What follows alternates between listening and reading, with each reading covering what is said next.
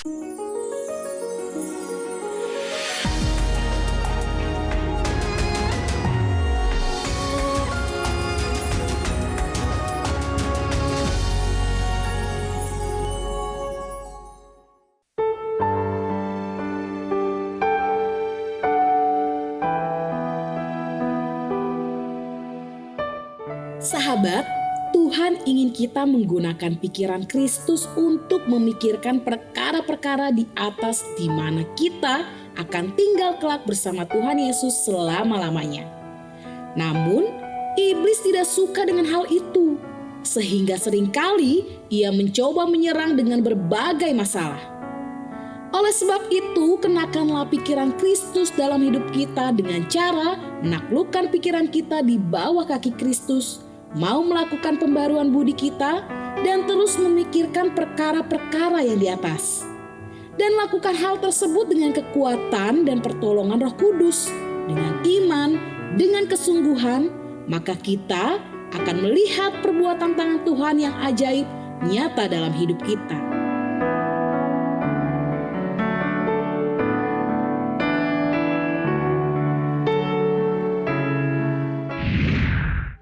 Halo sahabat yang baik, berjumpa lagi di program Terang Kasih. Nah, tadi kita sudah saksikan ya di video pembuka ini bagaimana iblis seringkali menyerang pikiran-pikiran kita ya, sehingga pikiran-pikiran kita jadi bertentangan dengan Tuhan ya. Nah, sahabat yang baik, tema kita hari ini adalah memiliki pikiran Kristus. Sahabat yang baik, mari kita berdoa supaya firman Tuhan ini betul-betul menjadi berkat bagi kita semua. Bapa, kami bersyukur Kau mengingatkan kami betapa pentingnya untuk kami memiliki pikiran Kristus, sehingga pikiran kami selaras dengan Engkau, dan kami tidak lagi membuka celah untuk iblis mengganggu dan menyerang pikiran kami. Kau membuka hati kami untuk siap menerima firman-Mu yang akan merubah kehidupan kami. Di dalam nama Yesus kami berdoa. Amin. Amin. Sebelum kita membaca firman Tuhan, mari kita katakan apa kata Tuhan tentang diri kita. Bahwa saya spesial di mata Tuhan. Saya berharga di mata Tuhan. Ya, saya sangat dikasih Tuhan. Kehidupan saya dan masa depan saya bersama Tuhan adalah sungguh amat baik. Katakan amin. Amin. Nah, sahabat yang baik, mari kita baca firman Tuhan ini dari 1 Korintus 2 ayat yang ke-16. Demikian firman Tuhan. Sebab siapakah yang mengetahui pikiran Tuhan sehingga ia dapat menasihati dia, tetapi kami memiliki pikiran Kristus. Mari kita baca ayat selanjutnya, 2 Korintus 11 ayat 3. Demikian firman Tuhan. Tetapi aku takut kalau pikiran kamu disesatkan dari kesetiaan kamu yang sejati kepada Kristus, sama seperti Hawa diperdayakan oleh ular itu dengan kelicikannya. Nah, sahabat yang baik, di Taman Eden iblis telah menghancurkan rencana Tuhan dalam kehidupan Adam dan Hawa dengan menipu, memperdaya, menyesatkan pikiran-pikiran Hawa. Oleh karena itu, sebagai orang percaya kita harus mengerti dan menyadari bahwa peperangan kita yang sebenarnya ada di mana? Ada di dalam pikiran kita. Sebagai contoh, menurut pikiran manusia, Abraham dan Sarah sudah tidak mungkin mendapatkan keturunan. Tetapi dalam pikirannya Tuhan, Abraham dan Sarah pasti mendapatkan keturunan. Begitu juga menurut pikiran manusia tidak mungkin 5 ketur roti dan 2 ikan dapat memberi makan 5.000 orang. Tetapi dalam pikiran Tuhan 5.000 orang semua bisa makan. Amin. Jadi beda banget ya. Beda banget pikiran manusia dan pikiran Tuhan benar ya. Nah, demikian juga yang terjadi dengan Lazarus yang sudah mati 4 hari ini. Menurut pikiran Marta dan Maria saudaranya, Lazarus sudah mati 4 hari dan sudah tidak mungkin dapat hidup kembali. Tetapi di dalam pikiran Tuhan, Lazarus bisa bangkit dan hidup kembali karena bagi Tuhan tidak ada yang mustahil. Nah, amin. Jadi seperti sebagai orang yang beriman, kita harus percaya. Kita harus mengerti dan menyadari bahwa pikiran Tuhan itu bukan pikiran yang jahat dan bukan pikiran yang negatif. Tetapi pikiran Tuhan itu selalu memberi harapan, selalu memberi kehidupan, selalu didasari oleh kasih. selalu baik dan selalu mendatangkan damai sejahtera. Itu ada dalam Yeremia 29 ayat 11. Amin. Wah, bagus sekali ya. Pikiran Tuhan selalu baik. Selalu baik. Amin. Oleh karena itu, supaya kita dapat mengalami terobosan dan kemenangan dalam segala aspek kehidupan kita, maka kita jangan memakai pikiran manusia. Itu pikiran daging, pikiran yang egois, pikirannya duniawi, dan pikiran-pikiran iblis. Tetapi kita harus selalu memakai pikirannya Tuhan, yaitu pikiran Kristus. Puji Tuhan, di dalam Kristus kita bukan saja sudah menjadi ciptaan yang baru, yaitu dikatakan dalam 2 Korintus 5 ayat 17, tetapi kita juga sudah memiliki pikiran Kristus. Amin, ya. Sehingga kita dapat memahami dan mengetahui pikiran Tuhan. Artinya Roh Kudus dan firman Tuhan akan menolong, memimpin dan memampukan kita untuk dapat memahami dan mengerti, menangkap, sepakat dan selaras dengan pikiran Tuhan. Amin. Luar biasa ya firman Tuhan dan Roh Kudus ya. Iya, membuat pikiran kita bisa selaras dengan Tuhan. Sehingga ketika kita memakai pikiran Kristus, maka kita tidak lagi menilai, menghakimi, berasumsi, bahkan berpikiran negatif dan berespon negatif dengan pasangan kita, dengan anak-anak kita, keluarga kita, dengan orang-orang yang ada di sekitar kita. Tetapi kita justru membangun, memahami, dan berespon positif. Amin. Oleh karena itu kita harus mempersilahkan Roh Kudus untuk selalu mencondongkan pikiran kita supaya sesuai dan sepakat dengan kehendak Tuhan dan firman Tuhan. Sehingga kita dimampukan untuk dapat memilih memakai pikiran Kristus bukan pikiran manusia dalam menghadapi setiap masalah dan tantangan yang ada.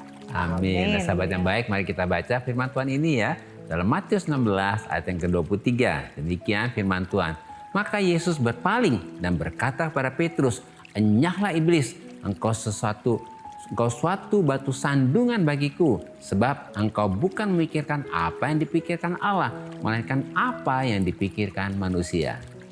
Yesus menegur Petrus dengan keras karena memakai pikiran manusia, bukan memakai pikiran Tuhan. Ketika menjawab Yesus tentang salib yang harus digenapi oleh Yesus.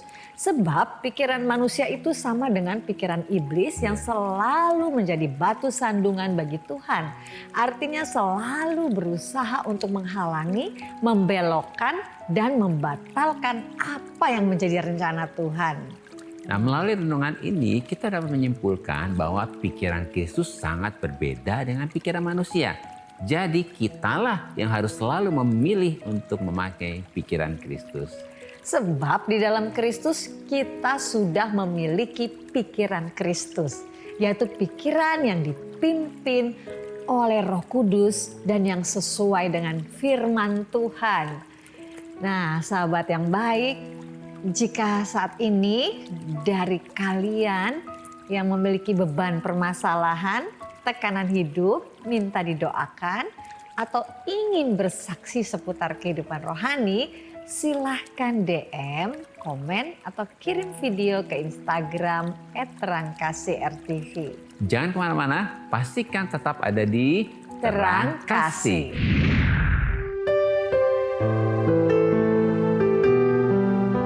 Sahabat yang baik, saya akan membacakan renungan firman Tuhan untuk terang hari ini. Kita buka Alkitab kita sama-sama, kita akan baca dari Efesus pasal yang keempat, ayat yang ke-17. Demikian firman Tuhan. Sebab itu, kukatakan dan kutegaskan ini kepadamu di dalam Tuhan. Jangan hidup lagi sama seperti orang-orang yang tidak mengenal Allah dengan pikirannya yang sia-sia. Di dalam Kristus, kita sudah menjadi ciptaan yang baru. Artinya, di dalam Kristus, kita sudah tidak lagi hidup dengan identitas, cara berpikir, gaya hidup, dan kebiasaan yang lama. Yaitu seperti orang-orang yang tidak mengenal Allah dengan pikirannya yang sia-sia. Di mana arti pikiran yang sia-sia dalam bahasa Yunani adalah mataites, yang artinya adalah pikiran yang sombong, yang kosong, yang lemah, dan yang tidak ada tujuan. Jadi, kalau kita tidak mengenal Allah, maka pikiran kita akan dipenuhi dengan kesia-siaan, kesombongan, kekosongan, kelemahan, dan tidak ada tujuan. Oleh karena itu, supaya kita tidak hidup dan berjalan dengan pikiran yang sia-sia ini, maka kita harus mengenal Allah secara pribadi, yaitu intim dengan Tuhan, dengan kita membaca, merenungkan firman Tuhan, sehingga pikiran kita sesuai dan selaras dengan kehendak Tuhan. Tuhan memberkati. Nah, sahabat yang baik, ini ada beberapa DM yang masuk ya. Salah satunya kita akan baca dari Mario. Halo, Shalom Om Agus dan Tante Mala. Halo juga Mario, Shalom. Ya, saya ingin bertanya nih, bagaimana ya caranya saya bisa luput dari kesedihan ini? Selama ini bertahun-tahun saya selalu iri hati kalau melihat orang-orang, termasuk teman-teman saya, pada bisa pergi jalan-jalan jauh, keluar kota, bisa senang-senang saat liburan panjang begini. Tapi sedangkan saya nggak bisa, jadi saya sedih rasanya. Memang sih saya orang yang nggak punya. Nah, selanjutnya kita baca ya. Makanya saya butuh solusi dan doa dari Om Agus dan Tante Mala. Bagaimana saya hadapinya? Setelah bertahun-tahun nggak pernah liburan yang jauh. Makanya saya merasa berpikir, orang macam apa ya saya ini? Om, nggak kayak orang lain. Padahal bisa jalan-jalan, keluar kota, jangan di Jakarta mulu. Gitu sedih saya Om Agus Tante Mala. Thanks, God bless you. Tuhan berkati Mario. Tuhan berkati ya. Mario. Ayo Mario, semangat. Jangan galau ya, jangan sedih ya. Karena setiap orang tuh ada kebahagiaannya sendiri-sendiri ya. Dan kalau kita menjadi orang yang iri melihat kebahagiaan orang lain, akhirnya kita nggak bahagia. Jadi kebahagiaan itu harus mulai dari diri kita sendiri gitu. Bagaimana caranya? Bersyukur. Ayo Mario bisa nafas kan? Nah, bukankah itu anugerah Tuhan? Iya. Mario masih sehat kan? Nah, bukankah itu anugerah Tuhan? Jadi jangan mengukur kebahagiaan dengan jalan-jalan. Kebahagiaan itu adalah dimulai ketika kita bersyukur dengan apa yang Tuhan sudah berikan dalam kehidupan kita, ya. Dan juga kalau kita lihat, kita pikir, kita hidupnya kok begini ya, nggak bisa jalan-jalan gitu ya. Rasanya kok di Jakarta terus gitu ya. Tetapi coba kita pikirkan begini loh, banyak orang yang lebih susah, lebih mengalami kesulitan di dalam kehidupannya. Bukan kita saja gitu ya. Jadi kita bersyukur tadi sih katakan bahwa kita sehat aja sudah mulai bersyukur. Betul. Kita masih bisa beraktivitas bersyukur. Memang Agus suami saya sering cerita gitu. Dulu dia juga gitu, nggak punya duit segala macam waktu masih kecil ya. Lalu dia bilang, terus saya tanya kepada dia, apa yang kamu lakukan? Oh, saya cari aja kesenangan sendiri gitu ya. Cari ikan di kolam gitu ya. Nah itu menyatakan, jadi kita yang mengkondisikan hidup kita itu bahagia, membangun hidup kita bahagia, mengupayakan dengan cara apa ya, seperti tadi Agus, ya udahlah cari ikan aja, mancing ikan udah seneng dia gitu ya. Kita percaya bahwa Mario, Tuhan sangat mengasihi Mario lah. Ketika kita bersyukur kepada Tuhan, Tuhan terima kasih untuk hidup yang Tuhan beri. Aku percaya, tadi kan pikiran Kristus itu adalah pikiran yang baik. Tuhan tuh nggak pernah pilih-pilih kasih. Kalau lihat orang lain liburan, kita doa sama Tuhan, aku juga kepingin lo liburan. Nanti ada waktunya Tuhan juga akan membuat kita bisa liburan. Pasti ada waktunya. Pasti ada waktunya. Dan yang penting tadi dikatakan bahwa kita harus memakai pikiran Kristus, artinya kita katakan, oh Tuhan, aku ini spesial. Kalau aku spesial, pasti hidupku juga spesial, gitu ya. Jadi hari ini Mario, kami ingin katakan, Mario, engkau adalah pribadi yang dikasih Tuhan dan berbahagialah karena engkau sekarang dalam keadaan yang baik ya. Tidak ada kekurangan, tidak ada cacat, hidupnya baik ya. Semuanya masih bisa beraktivitas. Coba deh mulai dengan bersyukur, karena ketika kita bersyukur maka kita akan menjadi pribadi yang kaya. Yang berbahagia ya. Amin. Mari kita doakan ya. Sebelum kita doakan, ini terlintas saya di pikiran. Kan Mario bilang di Jakarta melulu, bosan. Padahal orang lain kepingin ke Jakarta tuh susah loh. Nah, Mario sekarang udah di Jakarta. Mestinya bersyukur ya gitu. Udah nikmati kota Jakarta. Kita doa percaya ya Pak Mario setelah ini pasti akan bersyukur dan bersuka cita ya. Nah ini sahabat yang baik nih. Kalau ada yang juga ngiri, ya tetangga kok liburan gitu ya. Tetangga liburan. Jangan. Karena ngiri itu membuat kita akhirnya nggak bahagia. Jadi makin sakit, makin menderita kitanya. Jadi kita doa ya. Bapak, kami berdoa untuk saudara kami Mario ini yang datang di hadapan-Mu memohon didoakan untuk kehidupannya dialami. Kami berdoa biarlah semua rasa iri, rasa cemburu dalam diri Mario diangkat di dalam nama Yesus. Berikan hari ini shalom di dalam hatinya, damai sejahtera. Biarlah matanya terbuka untuk melihat kebaikan Tuhan dan menyadari kebaikan Tuhan. Biarlah mulutnya melimpah dengan syukur. Berkati Mario Tuhan, dan hari ini kesedihannya diganti dengan sukacita daripada-Mu. Dan berdoa juga untuk sahabat yang baik yang sedang merindukan hal yang sama. Biarlah Tuhan berikan anugerah untuk di hari-hari yang dilalui menikmati kebaikan-Mu setiap hari. Di dalam nama Yesus kami berdoa. Amin. Amin. Ini ada lagi nih. Yuk, kita mau baca ya dari Mona Restika. Iya. Demikiannya kata Mona begini. Halo, shalom Pak Agus dan Bu Mala. Shalom juga Mona. Ya. Saya bingung dengan orang di sekitar saya yang bilang kalau saya itu baper. Ditegur baper, dinasehati baper. Bercanda juga katanya saya baper. Padahal memang saya mengalami situasi perasaan yang alami, tidak dibuat-buat. Memangnya saya salah. Akhirnya saya jadi susah untuk punya teman. Bagaimana solusinya Pak dan Bu? Terima kasih. Iya. Terima kasih Mona. Mona sudah Bisa jujur ya. jujur ya. Dengan perasaannya ya. Iya. Nah, kita harus tahu bahwa tadi dikatakan bahwa Allah itu punya pikiran Tuhan itu selalu baik. Iya. Ya. Jadi sesungguhnya Tuhan sendiri merancangkan kehidupan kita, tentunya kehidupan Mona adalah sungguh amat baik. Iya, tadi rancangannya gitu, baik rancangannya baik. Nah, kenapa kita jadi baper gitu ya? Karena mungkin kita melihat diri kita, kekurangan kita, atau kelemahan kita, keterbatasan kita. Boleh nggak saat ini? Kalau saya tiap hari ini, kalau di kaca saya bilang, malah kamu tuh dikasih Tuhan, malah kamu tuh spesial. Ya, mau orang bilang apa tentang saya percaya bahwa saya anak Bapa di surga. Dan saya sangat spesial karena saya kan punya anak saya punya anak 3, tapi tiap anak itu spesial buat saya. Jadi saya mengerti bahwa Bapa di surga juga melihat Mona spesial. Jadi katakan kepada dirimu, pada jiwamu. Pada jiwamu, hai jiwaku, jangan baper lagi. Hai jiwa, Daud kan begitu. Daud menasehati jiwanya. Hai jiwaku, jiwanya. Mari bangkit, jangan engkau gelisah di dalam diriku. Daud begitu loh. Ayo Mona, mari sekarang kita sama-sama ayo. Mona mulai hari ini katakan kepada dirimu, hai jiwaku bersukacitalah, aku tidak baper. Aku kalau dinasihati tidak bawa perasaan gitu ya. Tidak selalu tersinggung, tapi aku mau menerima dengan sukacita karena aku tahu aku sangat dikasih oleh Bapa di surga. Amin ya. Yuk kita doakan Mona ya. Ada balik kamu. Udah cukup ya. Mona, Tuhan mengasihi kamu ya Mona ya. Buat sahabat yang baik yang baper-baper. Oh yang baper-baper.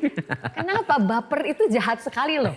Begitu kita baper, akhirnya kita menjadi pribadi yang gak bisa menikmati dan melihat kebaikan Tuhan dan juga. Kebaikan Tuhan bahkan tidak bisa dinikmati oleh orang lain gitu. Jadi orang lain mau ngomong sama kita juga takut nanti baper gitu ya. Akhirnya yang ngerugi siapa? Kita sendiri gitu ya. Jadi hari ini Mona, kami mau menguatkan bahkan juga sahabat yang lain bahwa hari ini semua baper-baper itu kita tanggalkan. Kita doa ada firman-Nya, bergembiralah karena Tuhan, maka Ia akan memberikan apa yang diinginkan hatimu. Yuk kita doa ya. Jadi kita bergembira ya. Oke, kita doa ya. Bapa Surgawi, terima kasih untuk sahabat yang baik yaitu Mona. Tuhan yang luar biasa yang Kau kasih, bahkan juga sahabat yang baik yang lainnya yang mungkin mengalami baper sedemikian. Tapi hari ini sebagaimana kami mengerti bahwa pikiran-Mu terhadap kami adalah pikiran yang selalu merancangkan kebaikan.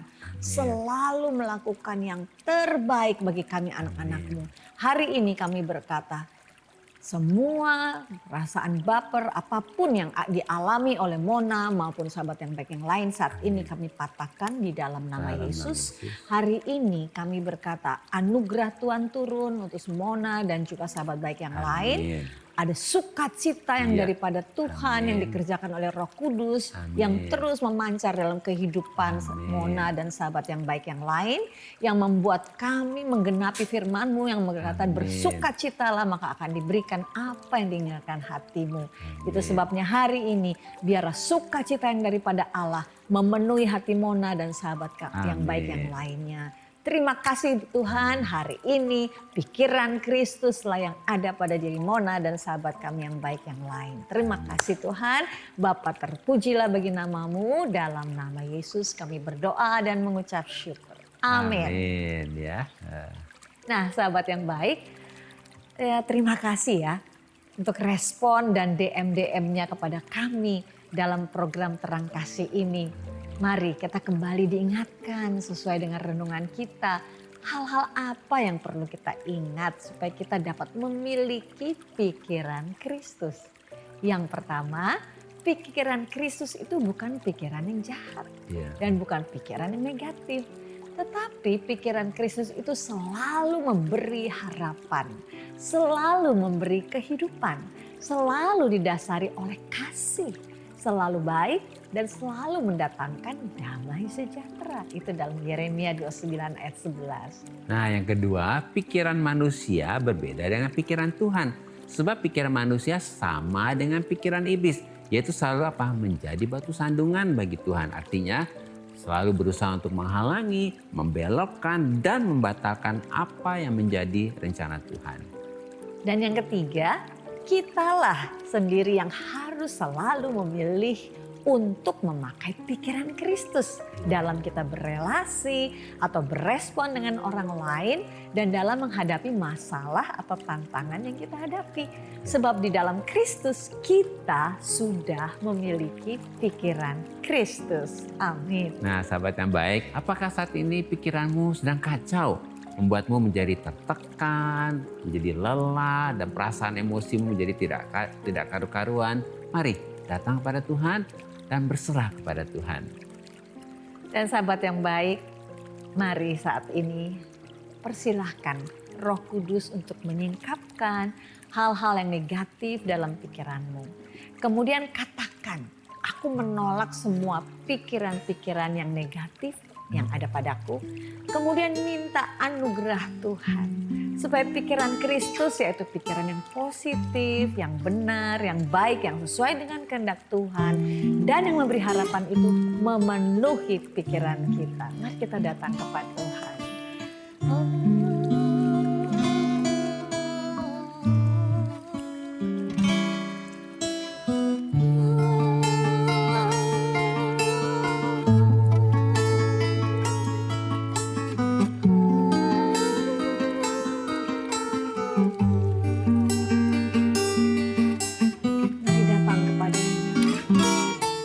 Selalu ada anugerah bagi kita semua.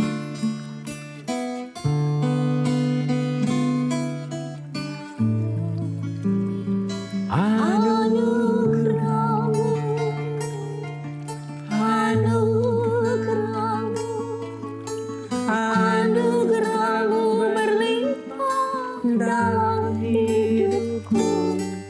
Anugerah-Mu,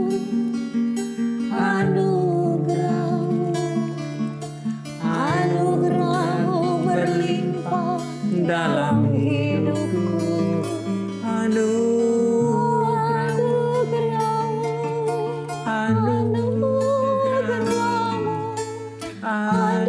Anugerah-Mu berlimpah dalam hidupku.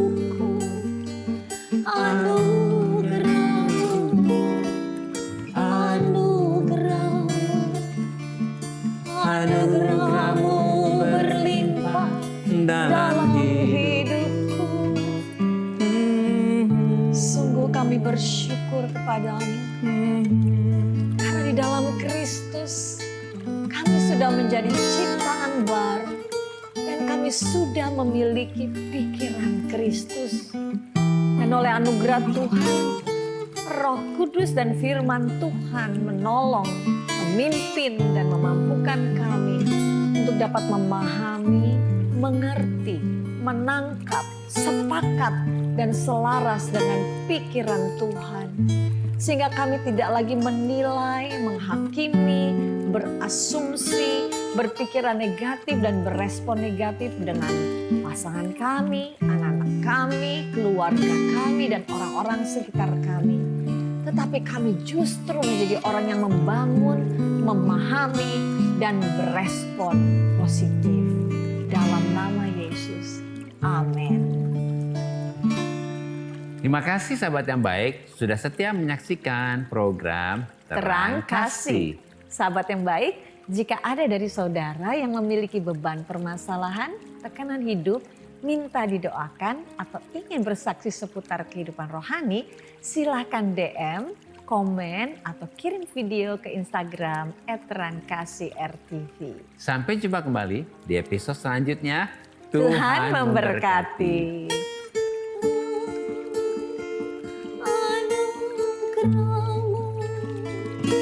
Anugerah-Mu berlimpah dalam hidupku.